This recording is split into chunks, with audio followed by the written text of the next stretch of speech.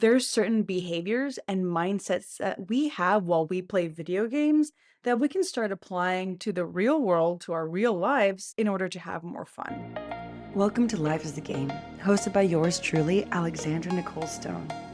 Get ready to uncover the secrets to mastering your destiny, becoming the main character in your life, and embracing a life filled with meaning and joy. Ready? Let's play. I can't believe that we're already on episode number 5. It's been an incredible journey. But as I was reviewing things, I realized that I never really explained what gamification is. So, if we're going to live our life like a game, then the key to that is gamifying it. And let's start off by defining what that really means, because I'm sure a lot of you are like, what the heck is gamification, right? I know for me it might be obvious, or for some other people it might be obvious, but for some others it might not. So let's start off by defining what exactly that is and how you can start applying that mindset to your life to have more fun. So, all gamification is, in the most simplest of terms, is taking elements or behaviors that we have in games, like point scoring or competing with another player or the rules of play, and applying it to a specific activity. For us, that activity is going to be your life. For example, some of these elements of gaming that we're all familiar with is point scoring. We've all played Monopoly, right? The person who has the most real estate at the end of the game wins the game. Or, for example, competing with the other players. A lot of us have played Mario Kart, right? The person who wins is the person who comes out victorious at the end of the race. Or if it's a one versus one game, like a Mortal Kombat, the person who wins is the person who beats the other player. So, how do we take these concepts that we're really familiar with inside of games and start applying them to our life to get more meaningful and joyful experiences? I wanted to quickly clarify what I mean when I'm talking about playing games, because for me, it's really about role playing games, also known as RPGs. These are games like Skyrim, World of Warcraft, Diablo. If you're not familiar with role playing games or RPGs, you can look as a role playing game as basically your favorite movie or your favorite novel and imagining yourself as the main character in that novel or movie. So you can either be that main character and play as that main character, or you can play as a fictional character in that universe, but it's from that first point perspective. For example, let's pick Harry Potter. I think a lot of people are Harry Potter fans. So if you were to look at Harry Potter, the Harry Potter, either the novel or the movie, as a role playing game, you'd be playing in the place of Harry, or you'd have your own wizarding world version of you that you'd be playing alongside that Harry Potter plot. Coming back to gamification. Okay. Gamification is applying game-like elements to a certain activity to make it more fun or engaging. And then we have the concept of the role-playing game that we're familiar with now. What I've observed, and kind of the reason I even started this podcast, is that there's certain behaviors and mindsets that we have while we play video games that we can start applying to the real world, to our real lives, in order to have more fun. So my big 3 are taking risks, failing, and going on side quests, right? These are key game components. You cannot play a game without taking a certain degree of risk. A lot of the times we'll be going about in this virtual world, right? And we're standing on the edge of a mountain, and our objective is maybe on the other side. And we look across that mountain and think to ourselves, we're probably not going to make it. But we try and we jump anyways just to see what happens because wouldn't it be fun? In real life, we're extremely averse to risks. I'm guilty of it myself too. I mean, sometimes we won't even try a new restaurant unless we're thoroughly vetting them on Yelp. And when I say thoroughly vetting, it's like spending 15 minutes looking at all the photos to make sure the food is delicious, then cross referencing that with reviews. That's just one way we can start applying game-like mindset to our life to have more fun. I'm not saying go jump off a cliff, obviously, but take a little risks here and there. You'll start having fun. Also, in games, there's no way you can go through a game without failing. Like, if we look at a simple board game, I guess it's not too simple, but if we look at Monopoly or Shoots and Ladders, the first time you play that game, or Uno's a good one, right? You might not win, but you have to fail in order to sort of learn the tips and tricks in order to get better. In a role-playing game, the same thing goes, right? You're not gonna get better and improve your character or be motivated to improve your character if you don't have to defeat a foe that's difficult. One of my favorite games is called Horizon. You have to study sort of the enemies that you're destroying. It's these robotic animals, and you have to study like the elements they're weak to. Are they weak to fire? Which machine components do you have to rip off, right? I probably wouldn't go through the extra effort of studying those things unless I got completely wrecked by those monsters every time I had to face them. So failing and dying has made me basically say like, "Okay, that sucks. I wanna come out victorious. I wanna make my character stronger, so how can I improve for the next one?" And then, of course, my favorite of all is side quests. Role-playing games are rich with side quests, okay? You'll be exploring these new worlds, these alien worlds, and as you're going along on your main quest, which is essentially your main objective for playing the game, there'll be other characters around in this world that will give you a mission. Some of them will be unassuming missions. It'll be a farmer that'll say like, "Hey, I need you to go catch my boar that ran away and collect 5 mushrooms," which seems sort of obsolete. But you go do it, he gives you some gold, and then he gives you a hint. "Oh, I know this wizard somewhere, and this is why my boar ran away." And it's kind of going through these little side missions that inevitably lead you to some more interesting things. For example, you can discover that this wizard that the farmer led you to is gonna teach you a new magical spell or give you some powerful wand or a new armor in which you can go out into the world and be much stronger. My favorite part of playing games was exploring every hidden corner of the map. And this is really fun just because I love to see what the world had to offer. And in doing that, I was discovering hidden places, rewards, money, treasure, new abilities, just out of that curiosity. So if we step back, we can apply that same sort of concept to our life, where a lot of the times we're so fixated on a like linear journey. Okay, I have to go to school, I gotta graduate school, I gotta get a job, I gotta work at that job, and then I gotta retire. That's kind of the option we're given in this life. I'm trying to say that there's so many ups and downs and goes arounds with that. Some of the best experiences that I've had are because of my side quests. I've done all kinds of random things in my career. I worked as a promoter, as a door girl for clubs, as a broker venue for electronic dance music. That's kind of how I started my career in marketing, right? Doing all kinds of odd jobs, and then I worked in IT services. I was like dabbling in networking. I was doing some web design. Life's little side quest is what's opened up doors to me. And meeting people along the way has proved to be such a powerful tool to advance and explore myself. I took a risk and I was part of a startup.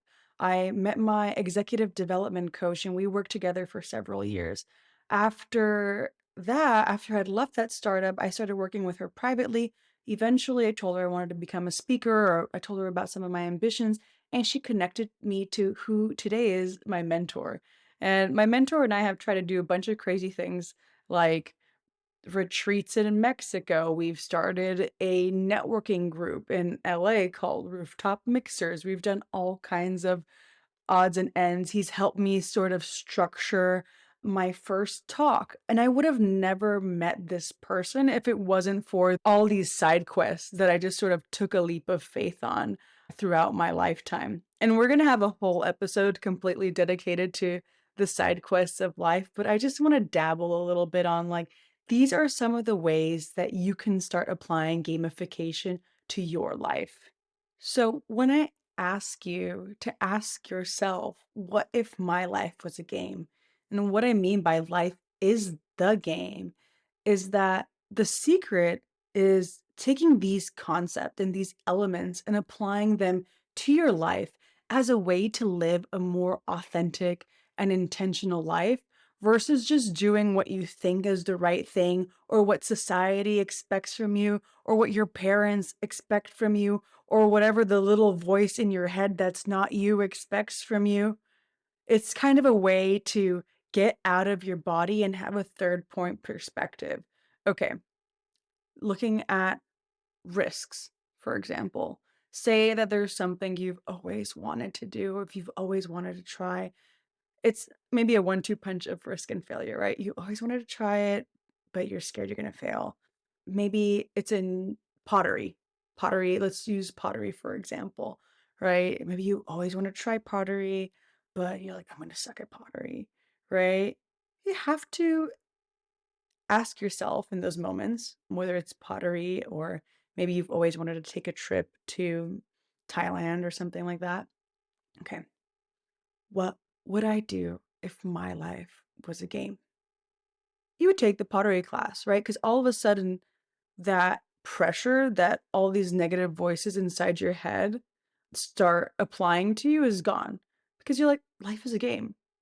If you're in a game and you're making pottery, you don't care what the outcome is. You're like, "It just sounds fun to make pottery, right? We're just gonna try it just to see what happens." And it's almost like pulling yourself back to the 5-year-old version of you. The 5-year-old version of you is not gonna be like, "I don't wanna do pottery."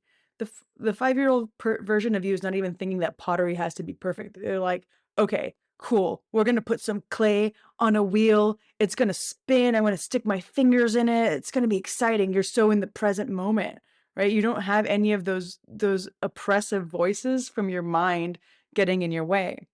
If you're looking at something like travel, for example, you've always wanted to take a trip somewhere, but you're like, okay, I don't have the time to do it.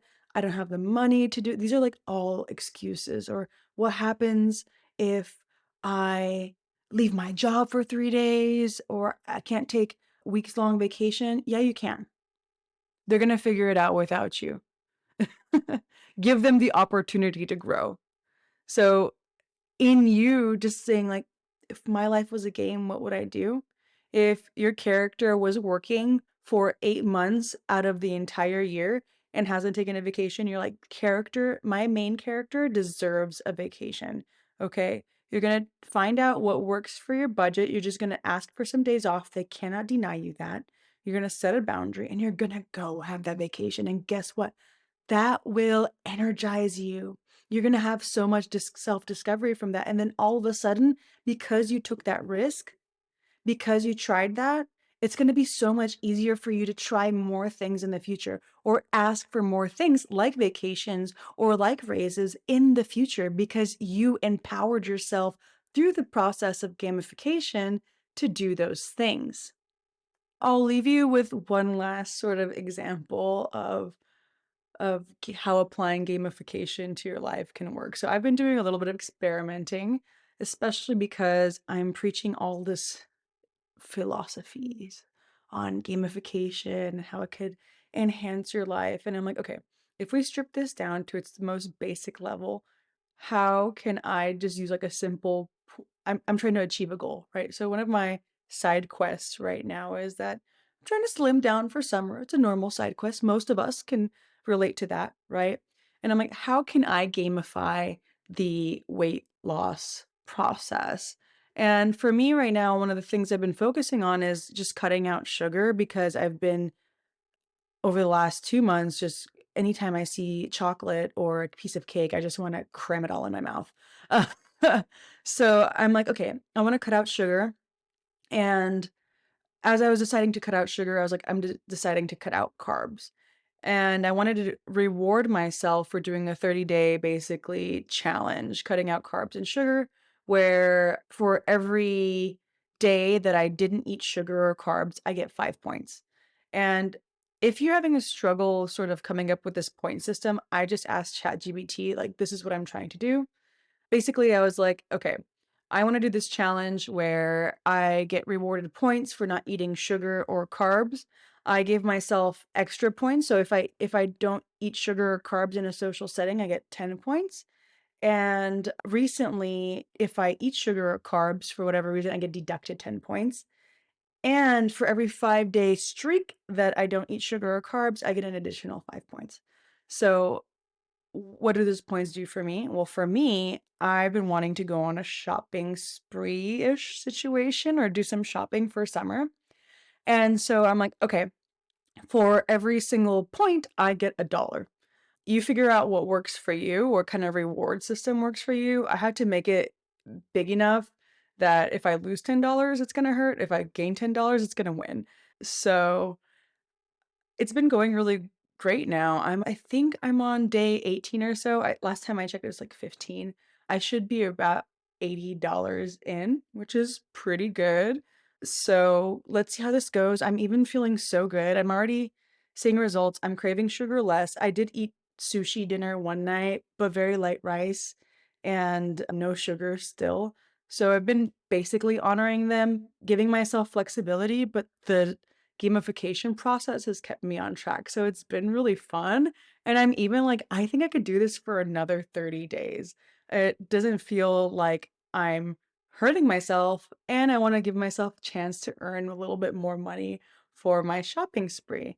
So, on a more simple level, besides taking a trip or trying something new like pottery, you can always just figure out how you can apply a little competition, maybe between you and somebody else that's close to you for a small goal you're trying to meet, or a point system to start gamifying your life. So, these are some small ways you can start applying gamification to your life and get a positive outcome. And I'm so curious what experiences you guys have with this. If you're watching this, drop a comment and let me know how this has gone for you.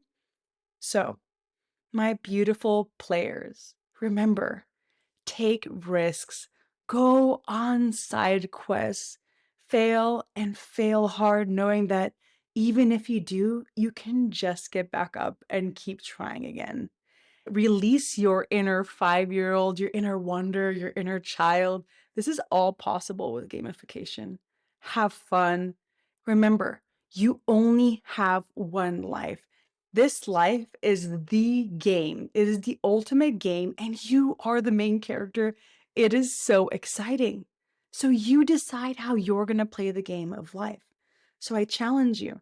Next time you have a decision to make or a goal you're trying to accomplish, or something new you want to try, stop and ask yourself, what would I do if my life was a game? Ready?